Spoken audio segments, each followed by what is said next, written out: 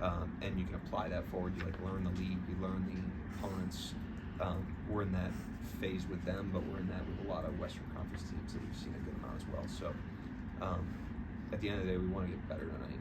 You know, we had a game tonight that we can come out of this better or worse in terms of our habits, in terms of what we're trying to build. It's how we look at every single game. This is no different.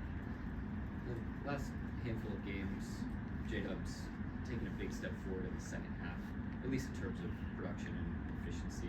I just wonder if there's anything behind the scenes that maybe we're not seeing about how he's digesting what's happened in first halves and then applying some of those lessons in the second half that you can share.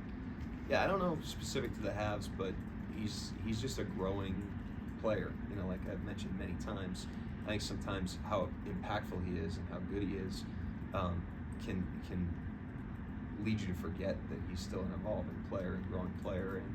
And he's also testing himself, and we're allowing him to test himself and test his boundaries in such a way that it's not always going to be perfect. But those are worthwhile investments for him and for our team. And we're going to continue to do that with him and many other players on our team. Mark, Shea just credited last night, 54, to a change in his mindset. He called it. He said that coming into the season, that prior to the season, he had worried about efficiency. And he had thought about nights where maybe a team is gapping him, that he's going to get to what he's comfortable with. Versus this year, he's just shooting any shot, maybe not any shot, but more shots than he would have before. Is that sort of what you've seen play out this year? Do you feel like you've seen him be more liberated, if you will? I mean, I would trust what he said, whatever that is. I mean, he knows that better than anybody. I would just zoom out and say, like, this is a player, similar to how I'm talking about Dub.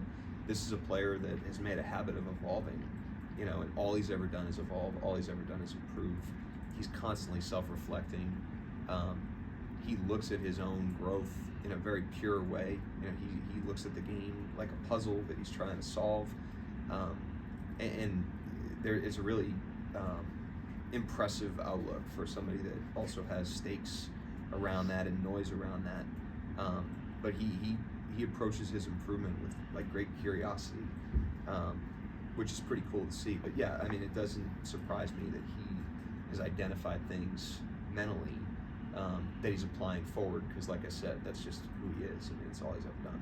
You described just the way you use improvement as pure a couple of times now. I just wonder if you can expand on that, like what you mean when you say that. I think there's things about Shea, and we talk a lot about him because he's a great player, and a lot of our other players share the same qualities, but what's unique to him is he's a young, ambitious player that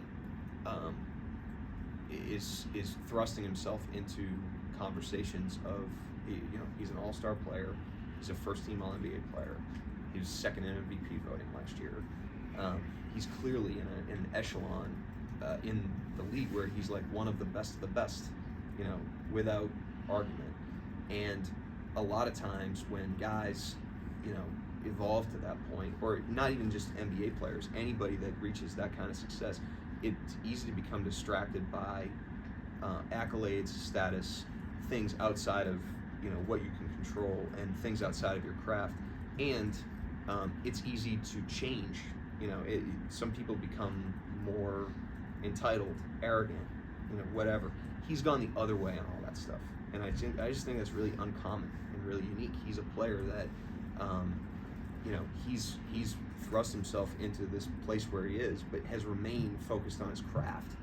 He's thrust himself into this place that he is, but has remained a great person, great teammate. He's almost a better teammate as he's gotten better, and I just think that's super impressive, because I think that really cuts against the tide.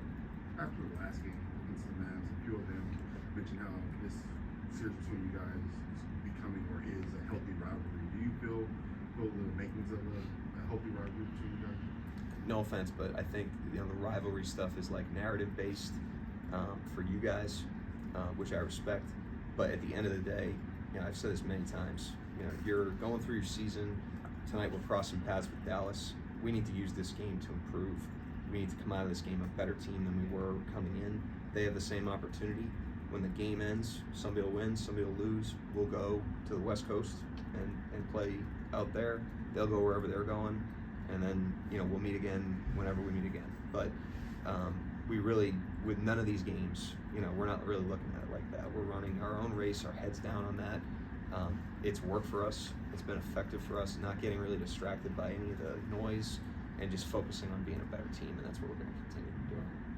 The rivalry aside, the game Friday night certainly had a level of chippiness to it in the learning process that goes through the season. Is it good to have games like that?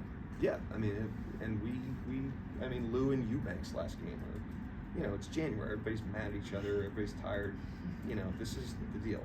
But yeah, you want to be in competitive games. That's how you learn about your team. That's how you improve. Getting tested is good for every single team. Getting knocked down is good for every single team. It forces you to respond. It forces you to grow.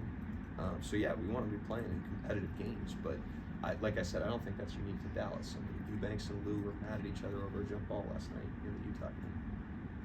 Mark, at the halfway point of this season, we obviously have benchmarks that we use to kind of look at trends or anything. But as a coach, is there any benchmarks like a 10-game sample size before you react to something? We do. I mean, we have processes where we're evaluating ourselves over different time periods. So we have a post-game process analytically where we're looking at the numbers from the game. We have a post-game process in terms of film. Every single morning after a game, we're coming in and we're digesting the film in a certain way that allows us to learn the lessons from that game, decide what we want to bring to individual players or to the team.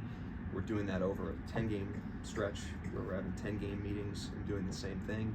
We're doing that over, quarter season stretches with our players and player development, checkpoints with our players at the halfway points. We have all these little, things that we're doing throughout the year to make sure that we're learning as much as we can from the small samples and the large ones, all in the name of trying to be the best team we can be.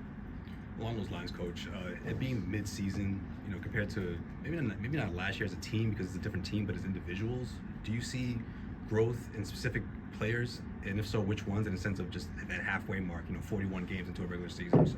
Yeah, everybody. We get growth all across the roster, and sometimes, the regression is part of growing. Plateauing is part of growing. The pops that you see with certain players, there's usually a lot of stuff behind the surface where they've regressed or taken a step back, or they've just kind of been on the plateau for a little while, and then all of a sudden they have a breakthrough.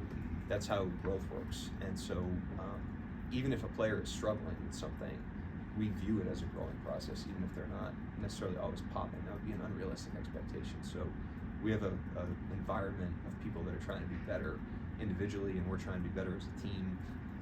And so that's happening all the time across the roster. Anybody else? Thank you, Coach. All right, thanks. Thanks, Coach. Hey, Matt,